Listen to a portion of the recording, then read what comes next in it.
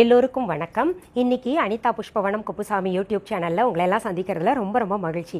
இன்னைக்கு இந்த பதிவில் எல்லாருக்கும் மிகப்பெரிய கவலையாக இருக்கக்கூடிய இந்த ஊளைச்சதையை எப்படி குறைக்கணும், அதாவது இந்த தேவையில்லாத கொழுப்பு சத்துக்கள் எல்லாம் நம்ம உடம்புல டெபாசிட் ஆகிருக்கும் இல்லையா, அதையெல்லாம் குறைப்பது எப்படி அப்படின்றத கேட்டுக்கிட்டு இருக்கீங்க. எல்லாருக்குமே பொதுவாக இருக்கக்கூடிய கவலை தான். அதை பற்றி தான் நம்ம இந்த பதிவில் பார்க்க போகிறோம். அந்த காலத்தில் பார்த்திங்கன்னா எல்லாருமே நல்லா உடல் உழைப்பை கொடுத்தாங்க. ஆனால் இந்த காலத்தில் உடல் உழைப்பு கொடுக்கக்கூடிய அளவுக்கு நமக்கு வேலை கிடையாது. அப்படியே இருந்தால் கூட எல்லாத்துக்குமே மிஷினரிஸ் வந்துருச்சு. அந்த காலத்தில் ஆட்டுக்கல்ல ஆட்டினாங்க இட்லி தோசைக்கு மாவை. அப்புறம் சட்னி அரைக்கணுன்னா அம்மியில் அரைச்சாங்க. உலக்கையில் அரிசி நெல் எல்லாம் போட்டு குத்துனாங்க. வயல் வேலைகள் செய்தாங்க. நிறைய வீட்டு வேலைகள் இருந்ததுன்னு வைங்களேன். அப்படி இருக்கும் பொழுது அவங்களுக்கு அந்த உடல் ஒரு கட்டுக்கோப்பாக அழகாக இருந்தது. தேவையில்லாமல் போய் அந்த கொழுப்பெல்லாம் டெபாசிட் ஆகலை உடலில். அந்த கைகள் கூட பார்த்திங்கன்னா நல்ல அழகாக இருக்கும், கச்சிதமாக இருக்கும், ரொம்ப குண்டாலாம் இருக்காது. இடுப்பும் அதே மாதிரி இருந்தது. ஆனால் இப்போ விஞ்ஞான வளர்ச்சியின் காரணமாக நம்ம எல்லாத்துக்குமே மெஷின், பாத்திரம் கழுவறதுக்கு மெஷின், துணி துவைக்கிறதுக்கு மெஷின், மிக்சி வந்துருச்சு, கிரைண்டர் வந்துருச்சு. இது போல் ஒவ்வொன்றுக்கும் இப்போ பார்த்திங்கன்னா உங்களுக்கு சமையலுக்கு கூட நிறைய மெஷின்ஸ் வந்துருச்சு. சப்பாத்தி செய்யணுன்னா ஒரு மைக்ரோவன் மாதிரி ஒரு மெஷின் வந்திருக்கு. அதுலேயே மாவு தண்ணி உப்பு அளவாக போட்டுட்டோம்னா அதே மாவு பிசைஞ்சு உருண்டைகளாக்கி சப்பாத்தியை சுட்டு வெளியில் தள்ளுது, அது நம்ம சாப்பிட்டுக்கலாம். இது போல் நம்ம வாழ்க்கை முழுவதுமே பார்த்திங்கன்னா மெஷினரிஸ் பயன்படுத்தக்கூடிய வாழ்க்கையாக அமைந்து விட்டது. காஃபி டீ வேணும்னா கூட ஒரு பட்டனை தட்டினா அதில் காஃபி டீ வருது. நமக்கு விருப்பமானது தேவையானது குடிச்சுக்கலாம். அதே போல் வீடு பெருக்கிறது துடைக்கிறதுக்கெல்லாம் கூட ரோபோட் வந்துடுச்சு. அதனால தான் பார்த்தீங்கன்னா என்எஸ் கிருஷ்ணன் அவர்கள் ஒரு தீர்க்கதரிசியாக இருந்தது. அப்போவே பாடியிருக்காரு. அதாவது ஒரு பட்டனை தட்டினா எல்லாமே கிடைக்கும், இட்லி சட்னி எல்லாம் கிடைக்கும், காஃபி டீ கிடைக்கும் அப்படின்னு அப்போவே பாடி வச்சிருக்காரு. அவர் பாடியது போலவே இன்றைய காலகட்டத்தில் எல்லாருமே மெஷினரிஸ் பயன்படுத்திக்கிட்டு வாழ்ந்துக்கிட்டு இருக்கோம். அப்படியே ஒவ்வொரு வீட்லேயும் மெஷினரிஸ் இருந்தால் கூட வீட்டில் பெரியவங்க சொல்லுவாங்க, இப்படியே உட்காந்துருந்தீங்கன்னா ஊழச்சதை போட்டுரும், அது வியாதியில் கொண்டு போய் விட்டுரும், அதனால் ஏதாவது சின்ன சின்ன வேலை செய்ய, வீடு பெருக்கிறது துடைக்கிறது அப்படியே பெரியவங்க சொன்னால் கூட நம்ம அதை தவிர்த்துடுறோம், முடியாதுன்னு சொல்லிடுறோம். பாத்திரம் கழுவுறது இல்லை. பாத்திரம் கழுவுனா நம்ம நெயில் பாலிஷ் போயிடும், இதுனாகும் எல்லாம் உடஞ்சிரும், கையெல்லாம் ரஃப் ஆயிரும் சொல்லிட்டு அதுவும் செய்யறது கிடையாது. அதுக்கெல்லாம் ஆளை தேடுறோம், உதவியாளரை தேடுறோம், நிறைய பேர் வேலைக்கு ஆள் வச்சுக்கிறோம். இதில் வேடிக்கை என்னன்னா, நம்மை காட்டிலும் வேலைக்கு ஆள் வச்சுக்கிறோம் இல்லையா, அவங்க உடம்பு ரொம்ப கச்சிதமாக பார்க்க அழகாக இருக்குது. இதெல்லாம் நான் எதுக்காக சொல்கிறேன்னா, நம்ம சின்ன சின்ன வேலைகளை, முடிந்த வேலைகளை செய்யணும். இப்போது நான் எல்லாம் என்ன பண்ணுவேன்னா, கொஞ்சம் உடம்பு போட்ட மாதிரி நினச்சேன்னு வைங்களேன், உடனே வேலைக்கு ஆள்கள் இருந்தால் கூட என்னுடைய அறையாவது நான் உட்காந்து துடைப்பேன். கொஞ்சம் எனக்கு கச்சிதமாக ஆகணும் அப்படின்னு நினைக்கிற அளவுக்கு அந்த வேலையை செய்வேன். அதையும் தாண்டி இப்போ பார்த்தீங்கன்னா கொஞ்சம் காலமாக இப்படி உட்காந்து யூடியூப் பண்ணுறது, உட்கார்ந்து செய்யக்கூடிய வேலைகள் அதிகமாக இருக்கின்ற காரணத்தினால பார்த்தீங்கன்னா கொஞ்சம் உடம்பு போட்டேன் முன்னைய விட. இதையெல்லாம் நான் எதுக்காக சொல்கிறேன்னா, நேரடியாக பதிவுக்கு போகலாம். அப்படி போகாமல் இது சொல்கிறதுக்கு காரணம் என்னென்னா, இதெல்லாம் நம்ம தெரிஞ்சுக்கிட்டோன்னு வைங்களேன், எதனால் நமக்கு ஃபேட், தேவையில்லாத ஊளைச்சதையெல்லாம் நம்ம உடம்புல டெபாசிட் ஆகுது அப்படின்றத தெரிஞ்சுக்கணும். இது ஒரு காரணமாக இருக்குது. அப்புறம் நம்ம வேலை செய்யாமல் இருக்கிறது ஒரு காரணமாக இருக்குது. இன்னொன்று, இந்த காலகட்டத்தில் சாப்பிடக்கூடிய உணவுகளே பார்த்திங்கன்னா பிஸ்ஸா, பர்கர், அப்புறம் சீஸ், அப்புறம் இந்த சிக்கன் அதிகமாக சாப்பிட்ருக்காங்க. அந்த சிக்கன் மட்டன் எல்லாம் சாப்பிட்றதுனால பார்த்திங்கன்னா ஃபேட், அன்வான்ட் ஃபேட் எல்லாம் டெபாசிட் ஆகும் கட்டாயமாக. அப்புறம் இப்போ புழக்கத்தில் நம்ம பயன்படுத்தக்கூடிய எண்ணெய் வகைகள் இருக்கு இல்லையா, அதில் கூட பார்த்திங்கன்னா தேவையில்லாத கொழுப்புகள் எல்லாம் உடம்புல தங்கும். இதை கேட்குறவங்க நினைப்பீங்க, என்ன பண்ணுறது மேடம், வாய் ருசிக்கு நாங்கள் இதெல்லாம் சாப்பிட்டே ஆகணும் அப்படின்னு நினைக்கிறீங்க. எடுத்துக்கணும் ஓரளவுக்கு. இப்போ சாப்பிட்றது மாதத்துக்கு ஒரு 20 நாள் 15 நாள் சாப்பிட்ற இடத்துல மாதத்துக்கு ஒரு 4 நாளாக குறைச்சிக்கிட்டா ரொம்ப ரொம்ப நல்லது. ஏன்னா அதனால் நம்ம உடல் பாதிப்பு ஏற்படுவதோடு மட்டும் அல்லாமல் மனமும் உடலும் ஆரோக்கியமாக இருக்கணும்னா நம்ம சாப்பிட்ற முறைகளும் ஆரோக்கியமானதாக இருக்கணும். சரி, இப்போது இதெல்லாம் சாப்பிட்டும் கூட நாங்கள் வேலை செய்யாமல் கூட, இல்லை டெலிவரி ஆயிடுச்சு, அதுக்கப்புறம் பார்த்திங்கன்னா அந்த சிசேரியன் பண்ணியிருக்காங்க இல்லையா, அந்த வலி அதிகமாக இருக்குது வேலை செய்தால், அதனால் செய்ய முடியல அப்படின்னு நினைக்கிறவங்கெல்லாம் இந்த ஒரு சில பொருள்களை தொடர்ந்து சாப்பிட்டுக்கிட்டு வந்தாங்கன்னா வயிற்றுல, அதாவது பேக் போல் ஒரு சிலருக்கு டெலிவரிக்கு அப்புறம் விழுகுது இல்லையா, அது காரணம் என்னென்னா நம்ம அந்த குழந்தை வயிற்றுல இருந்தது, அதுக்கப்புறம் வயிறெல்லாம் விரிவாகி நமக்கு பார்த்திங்கன்னா ஒரு பேக் போல் இங்கே உருவாகும். அதனால தான் என்ன பண்ணுவாங்க, அந்த காலத்தில் நம்ம வயிற்றை இறுக்கி கட்டுவாங்க. இப்போ இறுக்கி கட்டுறது கிடையாது. மல்மல் துணி நல்லா நீளமாக 5 மீட்டர் 6 மீட்டர் வாங்கிக்கிட்டு டெலிவரி முடிஞ்ச உடனே அது இழுத்து கட்டுவாங்க. அப்படி இல்லைன்னா டெலிவரி முடிஞ்ச உடனே சின்ன சின்ன எக்ஸசைஸ் சொல்லி தருவாங்க. இப்போ நிறைய ஹாஸ்பிட்டல்ஸில் சொல்லி கொடுக்குறாங்க. அந்த மாதிரி எக்ஸசைஸ் பண்ணால் உடனே அந்த வயிறு உள்ளே போயிடும் அப்படிம்பாங்க. அதையெல்லாம் கூட செய்ய முடியல அப்படின்னு நினைக்கிறவங்க நான் சொல்லக்கூடிய இந்த பொருள்களை தொடர்ந்து சாப்பிட்டுட்டு வாங்க. அதாவது நீங்கள் எவ்வளவு இளைக்கணும்னு நினைக்கிறீங்களோ அந்த அளவுக்கு சாப்பிட்டுட்டு வாங்க. இது ஆண்கள் பெண்கள் எல்லாருமே எடுத்துக்கலாம். சரி மேடம், அப்படி என்ன பொருள்கள் எடுத்துக்கணும் அப்படின்னு நீங்கள் ரொம்ப ஆவலாக உட்காந்துட்டு இருக்கீங்க. நான் என்ன சொல்ல போகிறேன்னு ஒன்றும் இல்லைங்க. சோம்பு தண்ணி இருக்கு இல்லையா, அந்த சோம்பு தண்ணியை தொடர்ந்து குடிச்சுக்கிட்டு வரலாம். எப்படி இது தொடர்ந்து குடிக்க முடியாது, தாகத்துக்கு நல்ல தண்ணி குடித்தாதான் நல்லாயிருக்கும் அப்படின்னு நினைப்பீங்க. ஒரு நாளைக்கு ஒரு 4 முறையாவது சோம்பு தண்ணி கொஞ்சம் கொஞ்சம் குடிங்களேன்.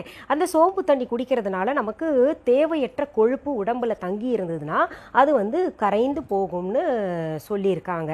அப்படி தொடர்ந்து ஒரு நாளைக்கு குறைந்தது 4 முறையாவது சோம்பு தண்ணியை குடிச்சுக்கிட்டு வந்தோம்னா நம்ம உடம்புல இருக்கக்கூடிய ஊளைச்சதை இருக்கு இல்லையா, அது கரைஞ்சிக்கிட்டே வரும். இது குடிக்கும் முறை எப்படின்னா, தண்ணியை நல்லா கொதிக்க வைங்க, அப்புறம் அடுப்புலேருந்து இறக்கிடுங்க. அதில் 1 டீஸ்பூன் போல் இல்லை 2 டீஸ்பூன் போல் சோம்பு போட்டுருங்க. போட்டு நல்லா மூடி வச்சுருங்க. அதற்கு பிறகு பார்த்திங்கன்னா அதில் இருக்கக்கூடிய எசன்ஸ் எல்லாம் இறங்கும். அந்த தண்ணியை நம்ம ஒரு ஃப்ளாஸ்கில் ஊற்றி வச்சுக்கலாம். அது கொஞ்சம் நேரம் ஆக ஆக அது தானாகவே ஆறிடும், நம்ம குடிக்கிற பதத்துக்கு வந்துடும். ஆரம்பத்தில் நம்ம குடிக்கும்போது மட்டும் நம்ம நாக்கு பொறுக்கும் அளவுக்கு சூட்டை குறைச்சிக்கிட்டு ஆற்றிக்கிட்டு குடிக்கணும். இது 4 முறை மட்டும் குடித்தால் போதுமா அப்படின்னு நீங்கள் கேட்டிங்கன்னா உங்கள் இஷ்டம்தான். நீங்கள் அதுக்கு மேலே குடிச்சிங்கன்னா ரொம்ப சந்தோஷம், குடிக்கலாம். இது ஒரு மெத்தட் வச்சுக்கோங்க. இது சோம்பு தண்ணி எனக்கு பிடிக்காது, சோம்பு வாசனையே பிடிக்காது அப்படின்னு நினைக்கிறவங்க வெறும் சுடு தண்ணியாவது குடிச்சுக்கிட்டே வாங்க. அதனால் நம்ம சாப்பிட்ற நம்ம உடம்புக்குள்ளே இருக்கிற ஆயில் கண்டென்ட் எல்லாம் இருக்கு இல்லையா, கொழுப்பு சத்துகள், அதெல்லாம் கரைந்து நம்ம கழிவுகளில் வெளியில் வந்துடும். அப்புறம் நம் உடலில் இருக்கக்கூடிய கொழுப்பை கரைக்கும் 2வது பொருள்னு பார்த்தீங்கன்னா கருப்பு கொள்ளு. எல்லாருமே வெள்ளை கொள்ளை பார்த்துருப்பீங்க. கருப்பு கொள்ளு சர்வசாதாரணமாக எல்லா இடத்திலும் கிடைக்கிறது கிடையாது.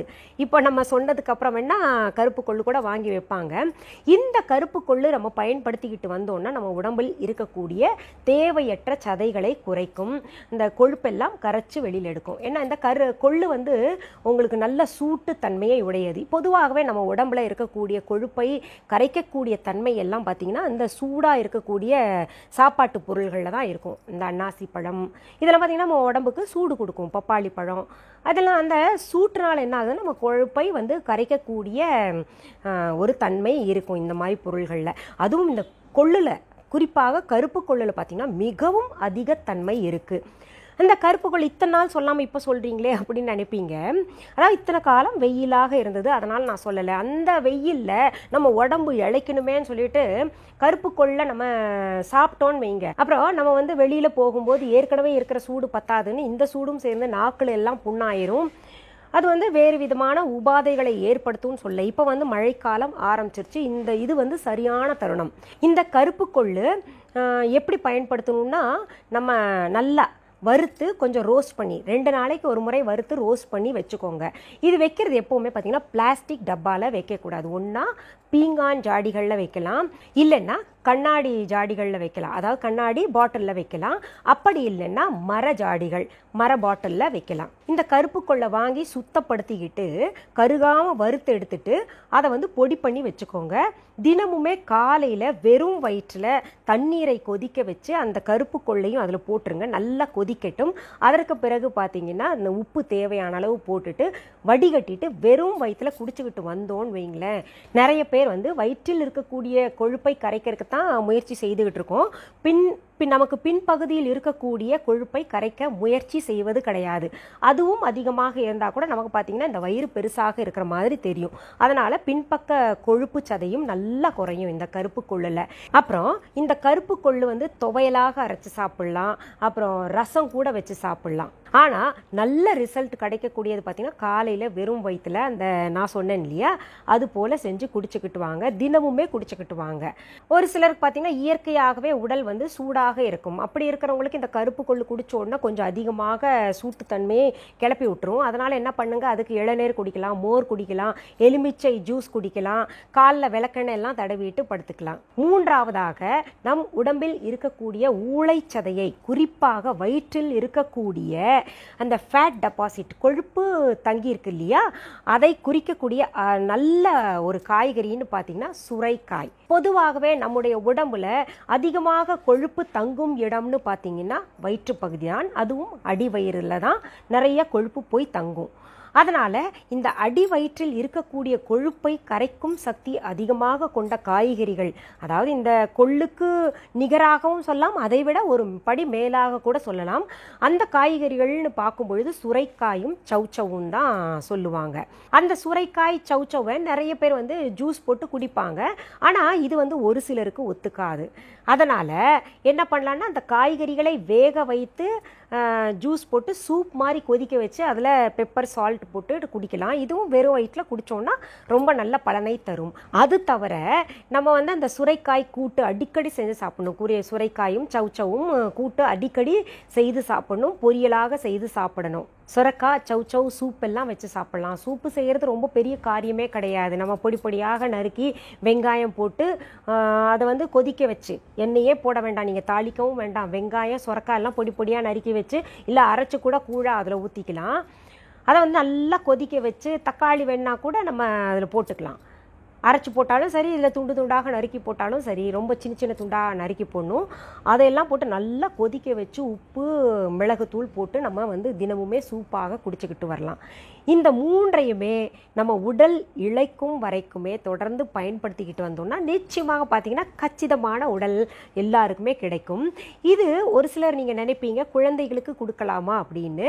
குழந்தைகளுக்கு கொடுக்கலாம், ஆனால் தொடர்ந்து கொடுக்காதீங்க. இதை அடிக்கடி வந்து உணவில் சேர்த்துக்கலாம். நம்ம வந்து அவங்களுக்கு காலையில் எம்டி ஸ்டொமக்கில் கொடுக்க வேண்டாம். ஏன்னா குழந்தைங்களுக்கு அந்த 12 வயது வரைக்கும் இருக்கக்கூடிய உடம்பு வேறு. அதற்கு பிறகு வந்து உடல்நிலை மாறும். அவங்க 12 வயசு வரைக்கும் நல்லா புசு புசுன்னு அழகாக இருந்தால் கூட, அதாவது ஊளைச்சதை அதிகமாக இருக்கிறதாக தெரிஞ்சால் கூட 12 வயதுக்கு பிறகு அவங்களுடைய உடல்நிலை எல்லாம் மாறும். அந்த 12, அதாவது அந்த பெண் குழந்தையாக இருந்தால் அந்த மெச்சூரிட்டி ஆவாங்க இல்லையா, பெரியவள் ஆகிற வரைக்கும் டாக்டர்கிட்ட நீங்கள் போய் கேட்டீங்க, அது பேபி ஃபேட் விட்டுருங்க அப்படிம்பாங்க, ஒன்றுமே பண்ணாதீங்க அப்படிம்பாங்க. ஆண் குழந்தையாக இருந்தால் கூட அந்த 12 வயது வரைக்கும் பேபி ஃபேட் தான் இருக்கும். அதற்கு பிறகு வந்து நம்ம அதை கொஞ்சம் கொஞ்சமாக கொடுத்து பழக்கலாம். வெறும் வயிற்றில் வேண்டாம், உங்களுக்கு காய்கறிகளாக கொடுக்கலாம், துவையலாக கொடுக்கலாம், ரசமாக செய்து கொடுக்கலாம். இது தவிர்த்து த்ரிஃப்லா பவுடர்லாம் எடுத்துக்கலாம் அப்படின்னு சொல்லியிருக்கேன். இந்த த்ரிஃப்லா பவுடர் எடுத்துக்கிறதுல நிறைய பேருக்கு இன்னும் குழப்பம், சந்தேகம் தீரவில்லை. நிறைய பதிவுகள் போட்டேன், ஆனால் கூட அது நிறைய பேருக்கு சந்தேகம் தீரலை. இதில் வந்து உங்களுக்கு டிஸ்கிரிப்ஷன் பாக்ஸில் லிங்க் வேணால் கொடுக்குறேன், நீங்கள் போய் பார்த்துக்கலாம். இந்த த்ரிஃப்லா பவுடரை எடுக்கும் முறை எப்படின்னு இன்னொரு முறை சொல்லிடுறேன். அதாவது தாம்பத்தியத்தில் ஈடுபடக்கூடியவர்கள் இரவு நேரங்களில் இந்த த்ரிஃப்லா பவுடரை எடுக்காதீங்க.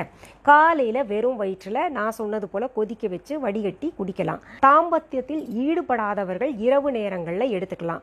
ஒன்றா சுடு தண்ணியில் கலந்து குடிக்கலாம். அது குடிக்கிறது ரொம்ப கஷ்டம். அதனால் இன்னொரு ஆப்ஷன் சொல்கிறேன். தேனில் குழைத்து அது 1 டீஸ்பூன் போல் பெரியவங்க சாப்பிட்லாம். சாப்பிட்டு சுடுதண்ணி குடிச்சிட்டிங்கன்னா நல்லா சரியாயிடும். காலையில் பார்த்திங்கன்னா வயிற்று பிரச்சனைகள் எதுவுமே இருக்காது, ஃப்ரீ மோஷன் ஆகும். இது குழந்தைகளுக்கு கொடுக்கும்போது 12 வயதுக்குள் இருக்கிறவங்களுக்கு கொடுக்கணுன்னா 1/2 டீஸ்பூன் போல் கொடுங்க. ஒரு 6 வயதிற்கு மேல் இருக்கக்கூடியவர்களுக்கு இந்த த்ரிஃப்லா பவுடரை கொடுத்துக்கிட்டு வரலாம். அதுக்கு கீழே இருக்கிறவங்கள அப்படியே விட்டுருங்க. இந்த த்ரிஃப்லா பவுடர் எதுக்காக நான் 6 வயதில், அதாவது குழந்தைகள் இளைக்கணுன்றதுக்காக சொல்லலை.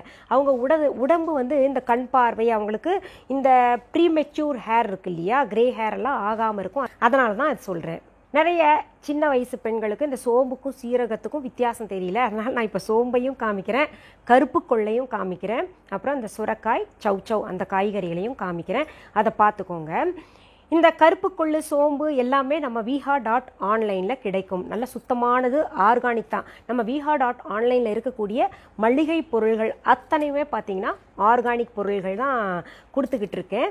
நீங்கள் கருப்பு கொள்ளு வேணும்னு நினைக்கிறவங்க அங்கே போய் வாங்கலாம். பக்கத்தில் கடையில் கிடச்சா பரவாயில்ல, நீங்கள் அது வாங்கி பயன்படுத்திக்கோங்க. இப்போ அது எப்படி இருக்கும்னு காமிக்கிறேன் பாருங்கள். இதுதான் கருப்பு கொள்ளு. பாருங்கள், நல்ல கருமை நிறத்தில் இருக்குது. அங்கங்கே வெள்ளை கொள்ளும் கலந்துருக்கு. அது இயற்கையாக எல்லா கடையிலும் அப்படி தான் கிடைக்கும். இது சோம்பு, நல்ல பச்சை நிறமாக இருக்கும். இதுதான் சுரைக்காய். இதை ஆங்கிலத்தில் பாட்டில் கார்டுன்னு கூட சொல்லுவாங்க. சுரைக்காய் இது போன்ற வடிவங்களில் கூட இருக்கும். ஆங்கிலத்தில் பாட்டில் கார்டுன்னு சொல்லுவாங்க. இதுதான் சவ். உங்களுக்கு இதுக்கு மேலே ஏதாவது சந்தேகம் இருந்ததுன்னா கமெண்ட்ஸில் எழுதுங்க. நான் அந்த கமெண்ட்ஸ் எல்லாத்துக்குமே படிக்கிறேன். படிச்சுக்கிட்டு பதிவாகவே உங்களுக்கு பதிலாக தரேன். நிறைய பேர் நினைப்பீங்க நான் கமெண்ட்ஸ் படிக்கிறதில்ல, அதுக்கு ரெஸ்பான்ஸ் பண்ணுறதில்லன்னு. நிறைய கமெண்ட்ஸ் இருக்கிறனால நீங்கள் போய் பாருங்கங்க. அத்தனை பேருக்கும் கமெண்ட்ஸ் கொடுத்துட்டு இருந்தேன்னா இந்த மாதிரி வீடியோ பதிவு உங்களுக்கு நான் கொடுக்க முடியாது. அதனால தான் நான் பதில் கொடுக்க முடியறதில்ல. சரி, அடுத்த பதிவில் வேறு ஒரு நல்ல தலைப்போடு உங்களெல்லாம் சீக்கிரத்தில் சந்திக்கிறேன். அது வரைக்கும் நன்றி, வணக்கம்.